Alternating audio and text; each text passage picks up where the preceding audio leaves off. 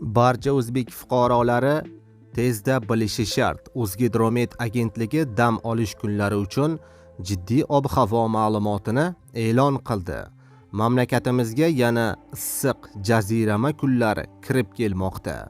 Salom do'stlar, O'zbekistonda sodir bo'layotgan so'nggi xabarlarni doimo birinchilardan bo'lib kuzatib borish uchun like va obuna bo'lish tugmachasini bosib qo'yishni unutmang. Diqqat! Dam olish kunlari O'zbekistonda havo yana isiy boshlaydi. Hatto ayrim hududlarimizda 42 darajagacha yetadi. Sinoptiklar shanba va yakshanba kuni uchun kutilayotgan ob-havo ma'lumotini e'lon qildi.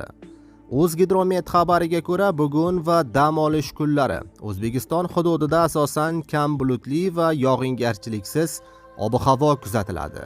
Faqat ayrim tog'oldi va tog'li hududlarda qisqa muddatli yomg'ir yog'ib, momaqaldiroq bo'lishi mumkin.